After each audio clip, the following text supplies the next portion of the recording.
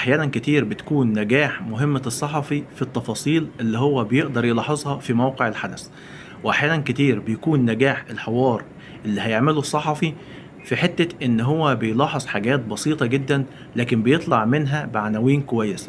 لو انت رايح تعمل مثلا حوار مع شخصية ما وانت رحت الفيلا بتاعته مثلا او المكان اللي هو عايش فيه، فانت بتبدأ تلاحظ حاجات انت ممكن تكون هي دي المدخل بتاع الأسئلة اللي انت هتسألها، خاصة في حوارات الشخصية اللي هي عايزة توضح مداخل الشخصية وأهمية الشخصية، وهتدردش انت مع الشخصية بحيث ان انت توصل الشخصية دي للقارئ او اللي هيطلع على الحوار بتاعك. على سبيل المثال عنده مكتبة كبيرة جدا فيها آلاف الكتب وآلاف الكتب النادرة، فممكن انت يكون ده مدخل ليك ان انت تسأله هل انت اللي قرأت الكتب دي؟ هل انت اللي اشتريتها؟ هل انت محب للاطلاع؟ ايه افضل الكتب اللي انت بتقراها؟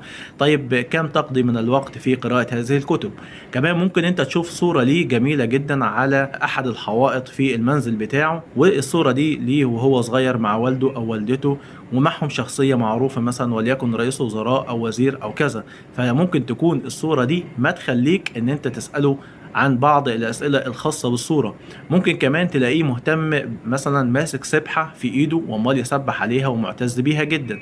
ممكن كمان تلاقي أنتيكات من عصر معين وهو مهتم بيها او محتفظ بيها، فهو اذا كده الشخصيه اللي انت هتتحاور معاها دي شخصيه مثلا بتحب الانتيكات وبتحب التحف وبتسعى لاقتنائها.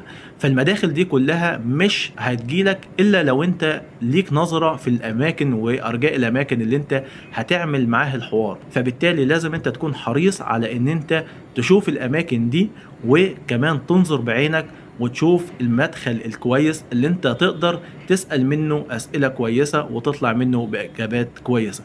طبعا الإجابات اللي هتطلع منها دي خاصة لو حوار انت هتعمله مع شخصية، الشخصية دي مثلا مشهورة أو فنان مشهور أو مطرب أو حد لسه حائز على جائزة الدولة التقديرية أو جائزة نوبل أو أي حاجة، فانت عايز توصل الشخصية دي للجمهور بتاعك. مش الهدف ان انت تقعد تجيب منه معلومات أو تجيب منه آراء حوالين احداث مهمة في البلد او احداث مهمة في العالم، لكن الهدف ان انت توصل روح الشخصية دي للقارئ او للي هيطلع على الموضوع بتاعك في الموقع الالكتروني. المداخل دي بتكون بسيطة جدا لكن بتكون مهمة جدا فيما بعد، بتخلي فيه ثراء في الحوار بتاعك، وكمان بتعرف اللي انت هتحاوره ان انت ملاحظ كويس وكمان واخد بالك من حاجات صغيرة بسيطة في الشخصية بتاعتك. أتمنى تكون التكة دي يعني عجبتكم وأفادتكم، وأشوفكم في رعاية الله. والسلام عليكم ورحمة الله وبركاته.